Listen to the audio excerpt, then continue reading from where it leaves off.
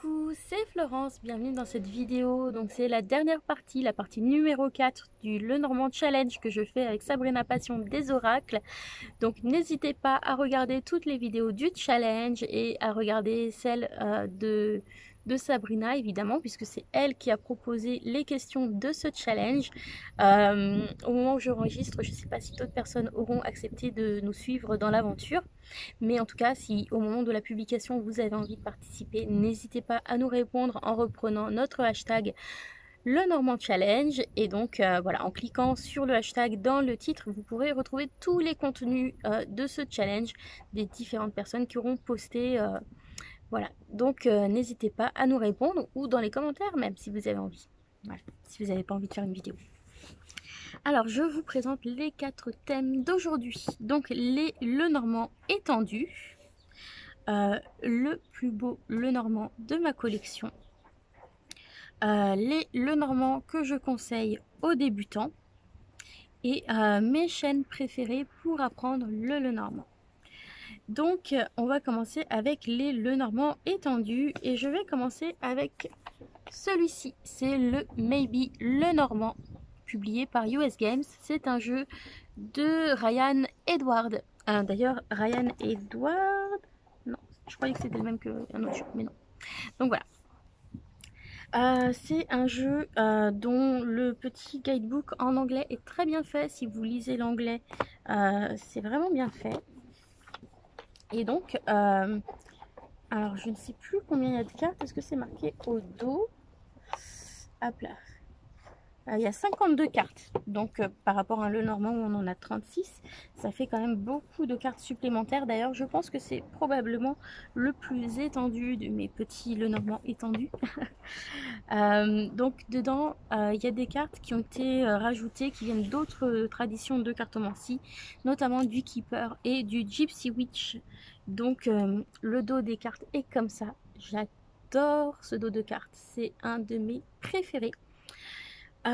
Toutes les cartes de cours ont été redessinées. Voilà. Et il a une esthétique très, très épurée comme ça. Hop là. Alors, on entend parfois dire dans certaines présentations qu'il a un univers plus masculin. Et c'est possible, peut-être en raison de sa couleur, de ses couleurs un peu plus limitées. Je n'en sais rien. Alors, voilà. Je vais vous montrer un peu des cartes supplémentaires. Donc, on a par exemple la rose. On a Bacchus, la maladie ou le lit de malade, donc ça vient du Keeper. On a le chat, le miroir brisé,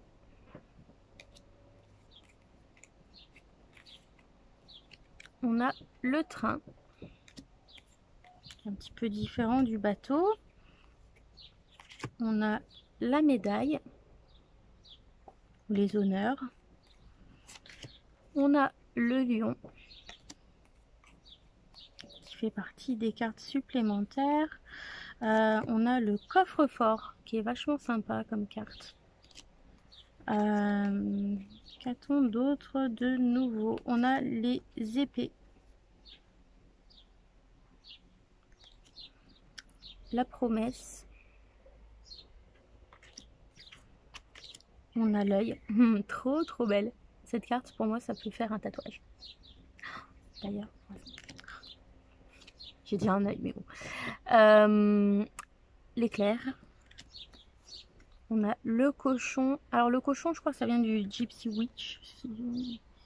Si je dis pas de bêtises, mais j'en suis pas sûre. On a Cupidon. La cheminée.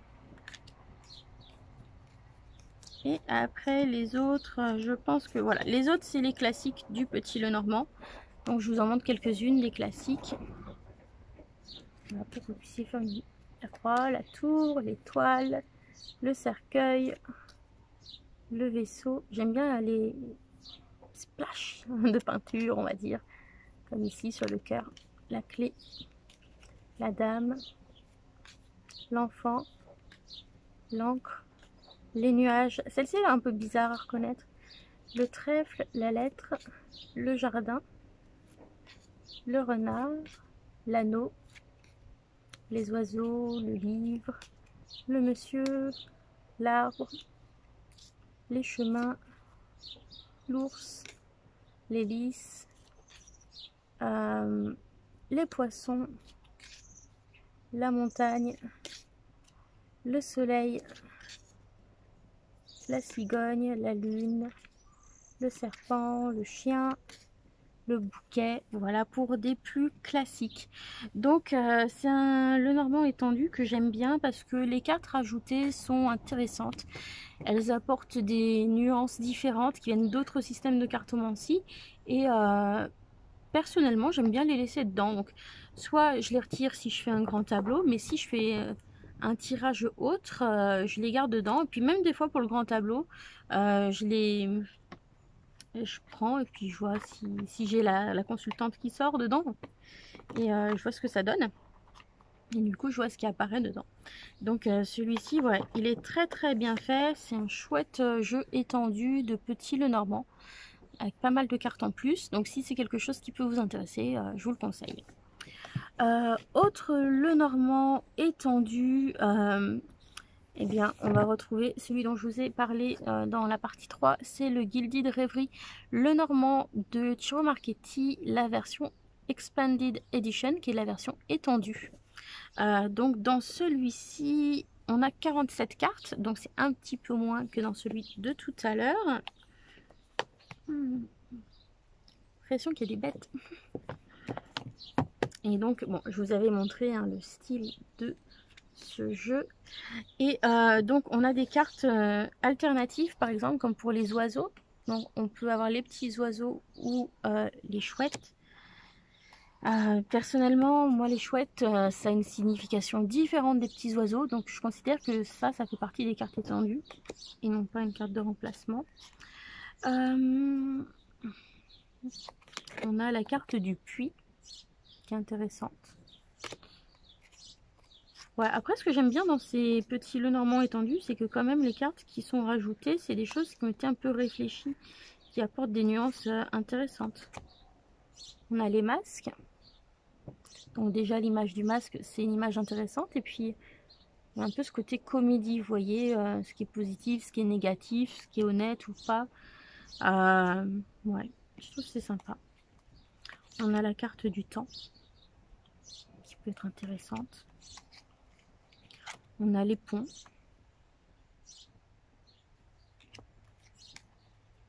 On a le labyrinthe qui est un petit peu différent du chemin. On a la loupe.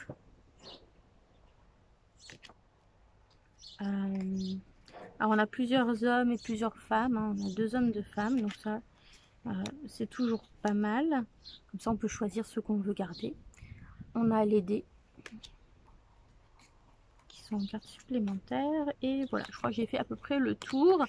Donc voilà, on a des cartes supplémentaires parce qu'on a des cartes alternatives, donc pour le couple homme et couple femme, et également pour les oiseaux, on peut remplacer les petits oiseaux par les chouettes. Et puis donc on a ceux dont je vous ai parlé. Donc voilà, il existe en français. Si vous êtes fâché avec l'anglais, il me semble que dans la version française il n'y a que la version étendue. Dans la version anglaise de chez US Games, vous avez en 36 cartes ou en 47. Donc voilà. Et dernier, le Normand étendu dont je vous parle, et bien c'est un dont je vous ai parlé un peu plus tôt. C'est le Noracle d'Alexandre Musruck. Donc il s'appelle le Noracle parce que justement c'est un jeu étendu. Donc je ne sais plus combien il y a de cartes, mais il y en a quand même pas mal aussi dans celui-ci. Donc vous avez un PDF que vous pouvez télécharger et donc vous aurez les mots-clés associés aux cartes supplémentaires. Donc c'est celui-ci que je vous ai montré déjà dans mes jeux de l'été. Et donc je vais vous montrer les cartes supplémentaires qui en font un jeu étendu. Donc on a la carte de la sexualité, ça peut être sexualité, sensualité, les deux. On a la carte de l'autre femme, donc on a l'autre femme et l'autre homme pour les couples de même sexe, ou ça peut nous parler aussi peut-être d'une autre personne, d'une personne tierce à la, on va dire au couple, ou l'amant et l'amante, pourquoi pas. Alors, je cherche les supplémentaires. On a la carte de la protection. On a la carte de l'argent. Donc, qui va mettre une petite différence, par exemple, à l'ours ou au poisson. Voilà, ça peut venir aussi confirmer ou préciser certaines choses. On a la carte du coquillage. C'est la carte 51, donc je crois qu'il y a peut-être 51 cartes. On a le trophée. L'escargot qui est très sympa. Voilà, qui va être un peu comme la carte du temps, par exemple, dans celui de Ciro Marchetti. On a le triangle, qui est assez intéressant aussi comme idée. Ah non, 54 même, donc c'est celui-ci le plus étendu sans doute. On a le lion. L'intuition avec un magnifique chat. Donc on a l'autre homme. Hein. On a la purification. La guérison. Avec des jolis cristaux. Et je pense... Non, on a presque tout. L'ange.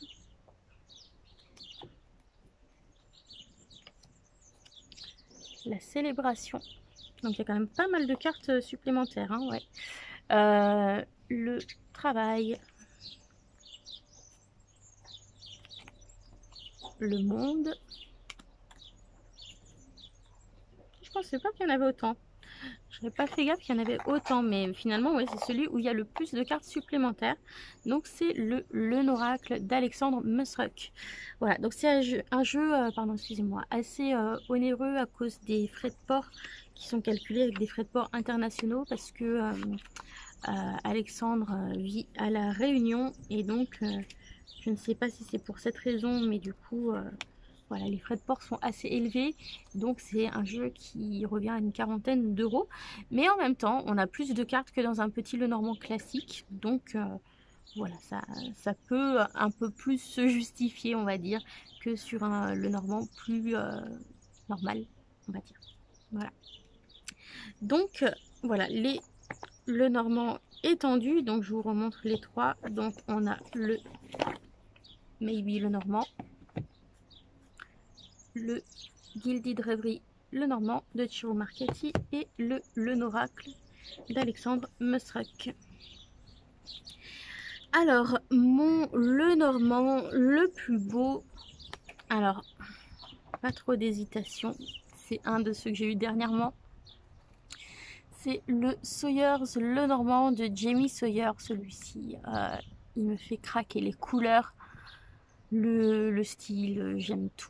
J'aime tout. Après, j'en ai plein des très beaux. Hein. Je vous en ai parlé lorsque je vous ai parlé de mes préférés. C'est très dur de choisir mes préférés parce que je les aime tous.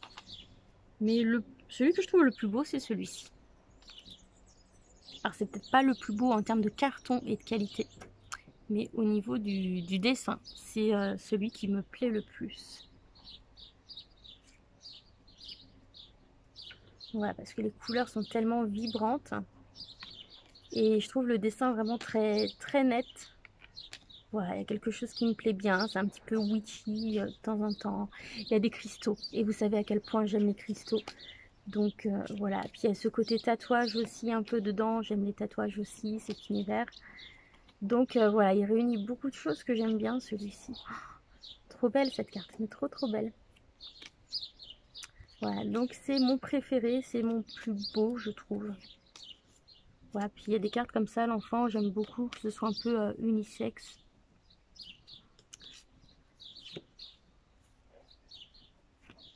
Enfin, mixte, on va dire. Je cherche mes mots. Voilà, mais celui-ci, ouais, c'est... je trouve que c'est le plus beau de ma collection. Après, j'en ai tellement qui sont beaux, c'est... Voilà.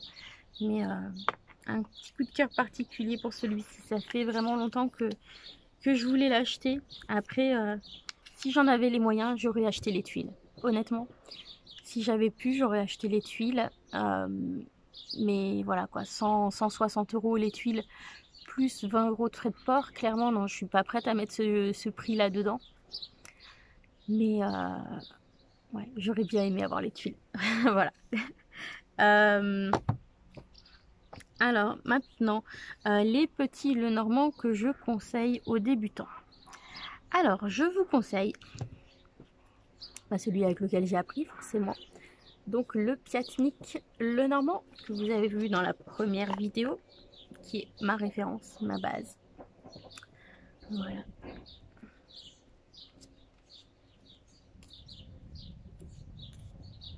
Donc c'est celui qui était utilisé dans les vidéos que j'ai utilisées lors de mon apprentissage, on va dire.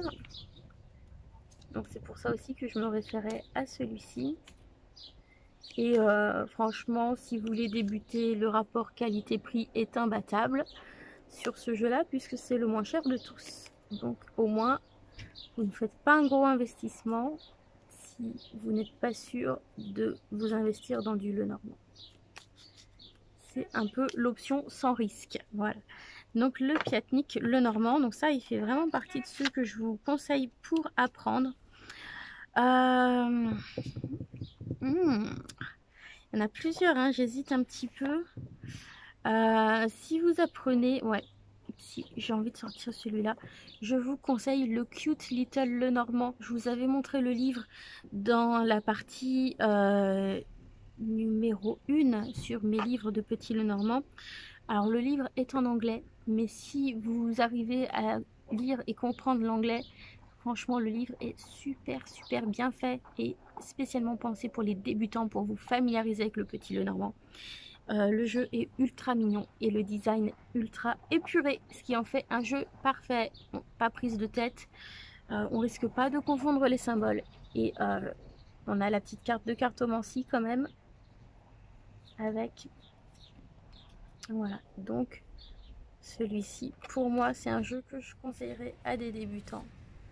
Voilà, j'aime son côté tout mignon, tout simple.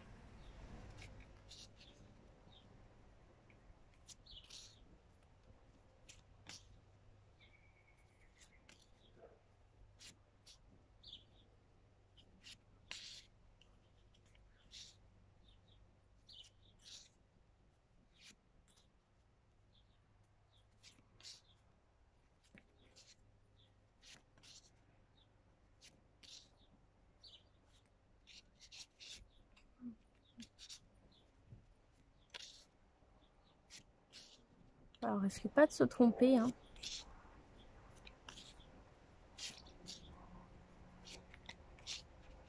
Non, je sais pas ce que j'ai sauté comme carte. Ouais.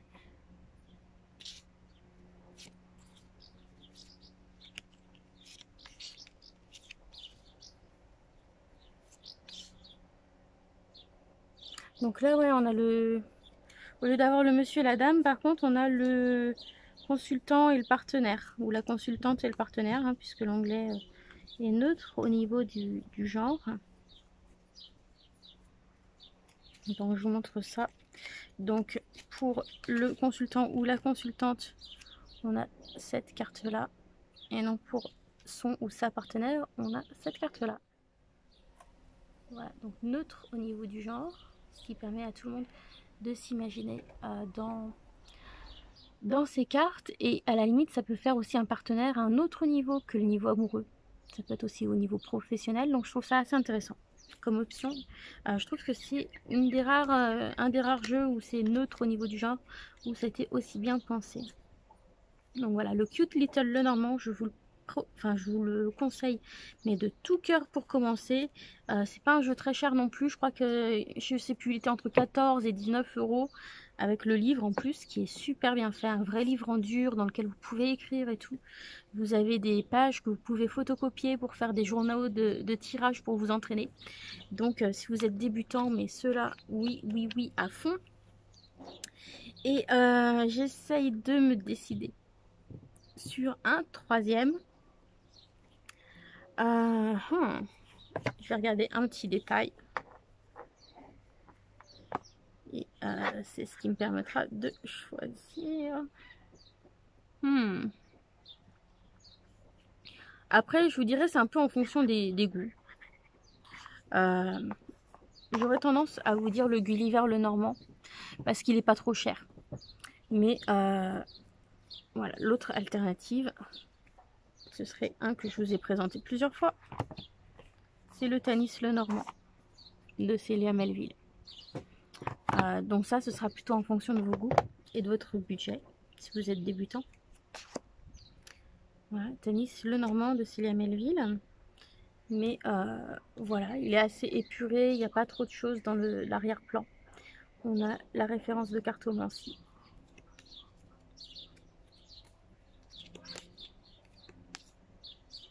Après, celui-ci, c'est un budget plus important. Donc, quand on est débutant, est-ce qu'on a envie de mettre 40 € dans son premier jeu ou pas? Moi, personnellement, je voulais pas mettre trop cher sans être sûr que j'allais aimer ou pas. Donc, l'autre option, moins chère, ce serait celle-ci, le Gulliver Lenormand, qui est à 22 €, Sharkana Sacra. Voilà, et celui-ci, le design est très simple, on risque pas de se tromper. Donc c'est pour ça que je le conseille à des débutants également. Et puis on a le numéro pour la cartomancie aussi dedans.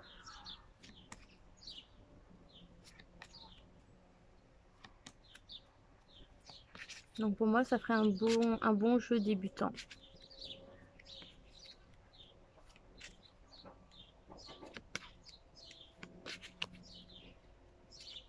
Après ça dépend. Est-ce que vous aimez les choses plutôt sombres ou est-ce que vous aimez les choses plutôt colorées? Donc voilà, celui-ci, l'avantage c'est qu'il est un peu moins cher. L'inconvénient c'est que le côté sombre peut faire un petit peu peur. Le Tanis Lenormand lui est plus cher, mais il a un côté très doux, qui peut être un peu rassurant et qui peut peut-être éviter d'imaginer le pire à chaque fois que vous avez une croix ou un cercueil dans votre tirage. Donc voilà, après c'est un peu les goûts et les couleurs, hein, ça dépend de chacun. Mais en tout cas, tous ces jeux-là, je trouve, sont bien pour débuter. Donc voilà, pour les débutants, donc l'option la moins chère, et puis qu'on voit dans beaucoup de choses, beaucoup de vidéos et de livres pour débutants, c'est celui-ci, le Piatnik Lenormand.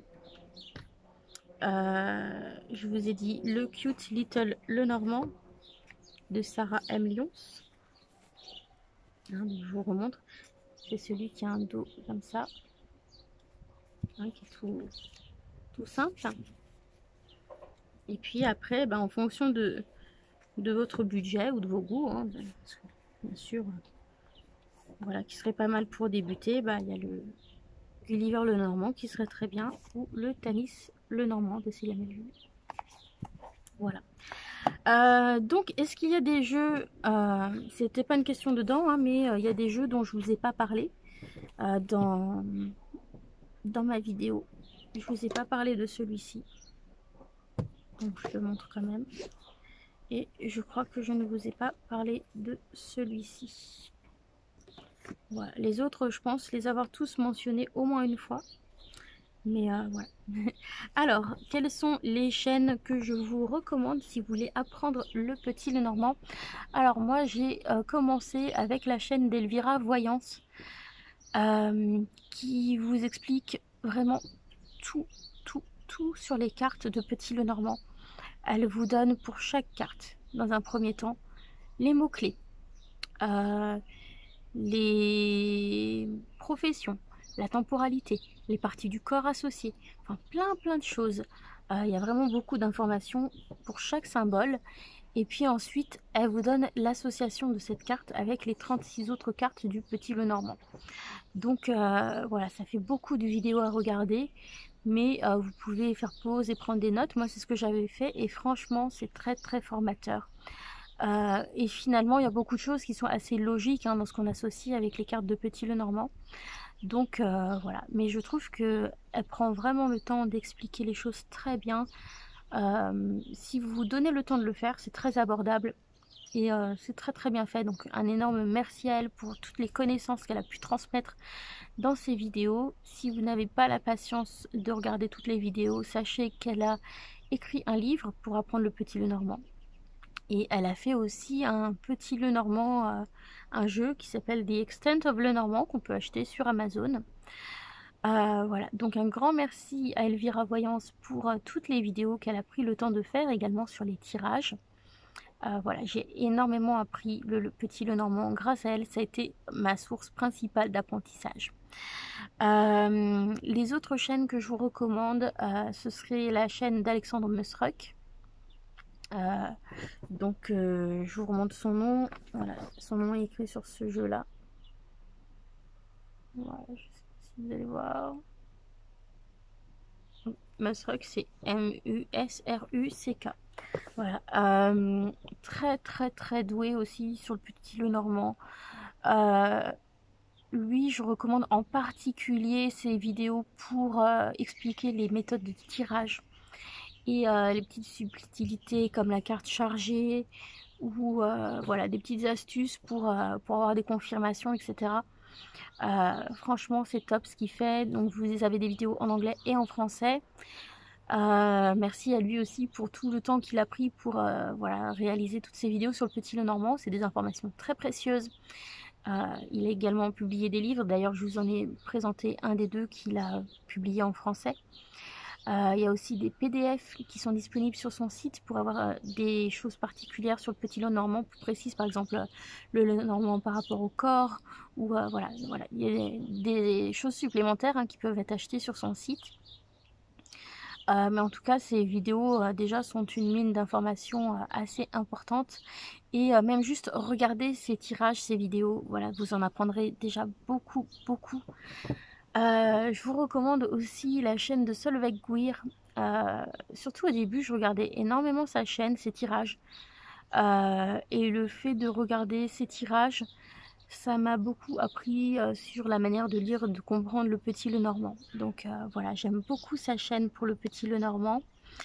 Il y avait une chaîne aussi américaine. Le nom de famille c'était Donally, D-O-N-A-2-L-Y, mais je ne sais plus le prénom. Et donc il y avait des choses très intéressantes, notamment sur les personnages qui sont dans les cartes de cartomancie dans le petit Lenormand. Et ça m'avait beaucoup marqué cette vidéo, et donc voilà, j'avais trouvé ça très utile, mais malheureusement je me rappelle plus le nom de sa chaîne, donc je peux pas vous dire le nom complet. Je sais qu'il y avait Donally dedans, mais ou c'était peut-être pas Donally. Non, c'était pas comme Chris Anne que ça s'écrivait, c'était Donally, D-O, un N ou deux N, je sais plus, A-L-E-I-G-H, pardon, pour l'orthographe. Donc peut-être qu'avec ça vous pourrez retrouver le nom de sa chaîne, je ne sais pas. Et puis après, je suis un petit peu moins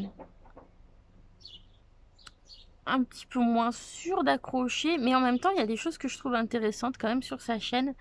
C'est la chaîne de Founé, les cartes de la lune. Elle lit le normand d'une manière beaucoup moins traditionnelle et de manière beaucoup plus ouverte et intuitive, mais je trouve ça intéressant aussi. Donc si vous voulez aborder le normand d'un point de vue beaucoup plus général et moins spécifique, pour des énergies beaucoup plus générales que des énergies personnelles, je trouve que ce qu'elle fait c'est intéressant quand même à regarder.